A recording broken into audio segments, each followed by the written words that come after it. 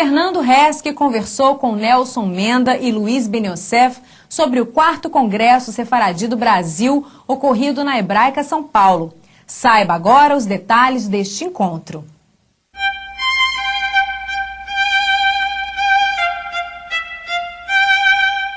Confarad, o Congresso Confarad, a premiação dos membros da Confarad. Bom, ao meu lado, Nelson Menda, Luiz Ben Yosef, podem falar tão bem de qualquer outra pessoa, né, Nelson? Nelson, o que é o Confarad?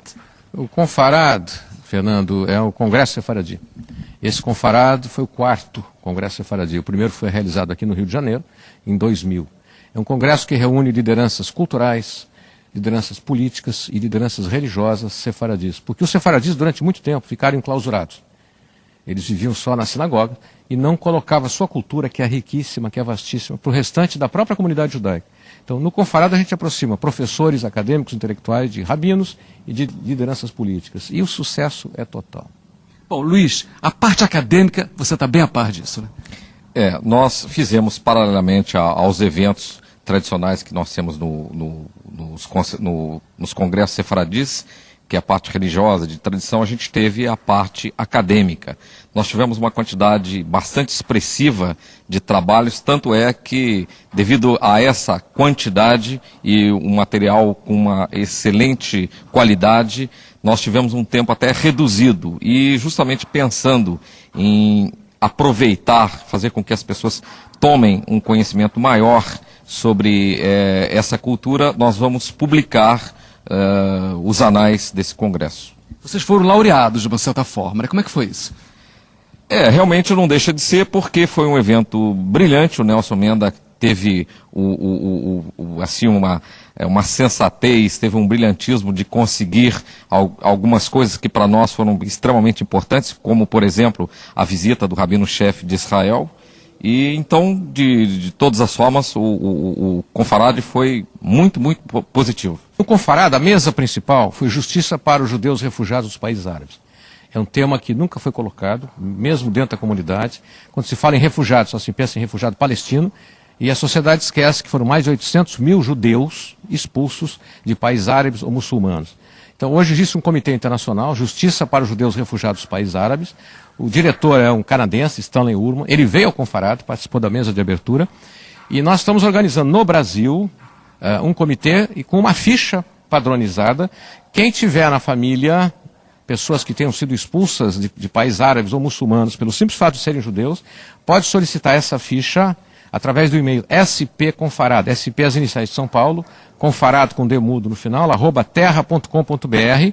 Eu peço até que ponha a vinheta desse endereço. A ficha será enviada, é uma ficha simples, e depois ela é encaminhada à CONIB, a Confederação Israelita do Brasil, que é o órgão centralizador dessas justiça.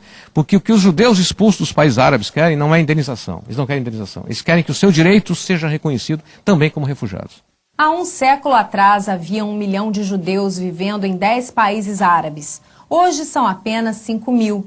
Imediatamente após a partilha da Palestina, em 1947, acabou o convívio de 2.500 anos entre as duas populações. Judeus passaram a ser perseguidos por todos os governos árabes que hoje tentam reescrever a história, eliminando a existência das comunidades judaicas de seus países. O Brasil foi uma das nações que acolheu milhares de judeus refugiados dos países árabes. Agora há uma campanha mundial de registro da história dessas famílias. Stanley Urman, coordenador dessa campanha internacional, esteve no Brasil para o 4º Confarad.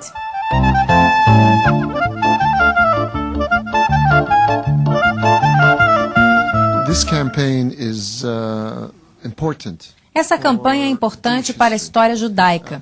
Há 2 objetivos para essa campanha. O primeiro é garantir o registro de 2.500 anos de vida judaica nos países árabes, preservá-la e protegê-la para as futuras gerações.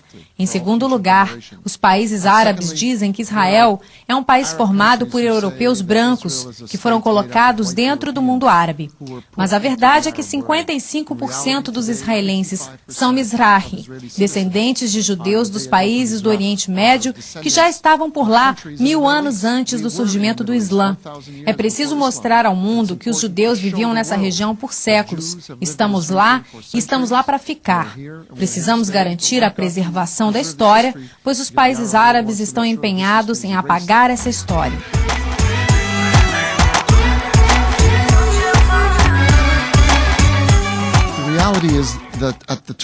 Na virada do século passado, havia 1 milhão de judeus vivendo em 10 países árabes: Marrocos, Argélia, Tunísia, Líbia, Egito, Iêmen, Iraque, Líbano. Hoje há apenas 5 mil judeus nesses 10 países árabes. O que aconteceu a eles? Assim que o conflito entre os países árabes e Israel começou, esses judeus passaram a ser discriminados, perderam sua cidadania, foram expulsos, perseguidos, presos, torturados e até assassinados. Então os judeus fugiram. A maioria foi para Israel, mas muitos foram para o Brasil e outros países pelo mundo. É importante que o mundo saiba, sim, existem refugiados palestinos, mas também existem refugiados judeus.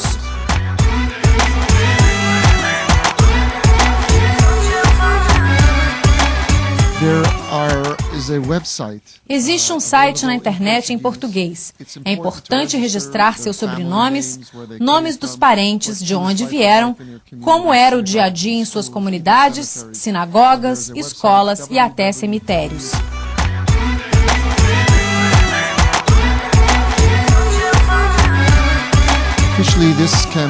Esta campanha ocorre sob a coordenação da CONIB. Existe um grupo em São Paulo sob a liderança de Nissim Hamaoui que está organizando atividades lá. Estou hoje no Rio trabalhando com a federação, esperando que ela também se envolva. Precisamos ter informações em sinagogas e escolas para ter certeza de que em todos os lugares e em todas as entidades judaicas as pessoas saibam. Nos próximos 18 meses, essa campanha de registro continua. Não só no Brasil, mas em outros 40 países. É um projeto para o povo judeu, para Am Israel, para o Estado de Israel. Não é apenas para os Sefaradim. É para os Ashkenazim, para todos que apoiem este registro. It's important to register this Jewish history.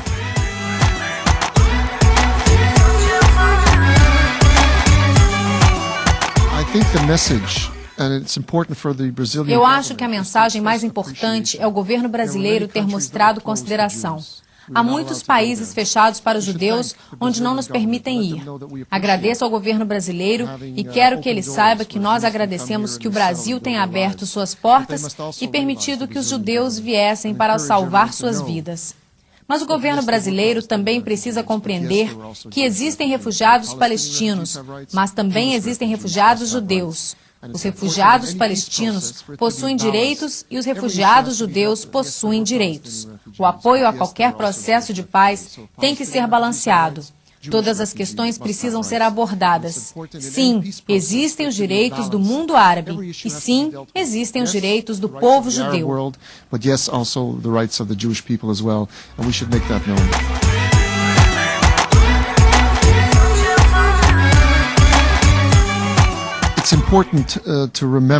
É importante lembrar que a campanha é em apoio aos refugiados judeus. Não somos anti-palestinos, não somos anti-árabes. Eles possuem direitos que são colocados nas mesas de negociações. Se os direitos deles estão sobre a mesa, os direitos dos refugiados judeus também devem estar sobre a mesa. Essa campanha não é sobre dinheiro. Nós vamos registrar as perdas das propriedades privadas e negócios, sinagogas e escolas. Nós precisamos registrar essas perdas, mas a campanha é para registrar a história judaica. Mas se os palestinos exigirem compensação, nós também teremos provas para exigir a compensação para os judeus. O principal é registrar a história das famílias nessa longa história dos judeus nos países árabes, antes que ela seja apagada da história geral. Is not erased from the history of the Middle East.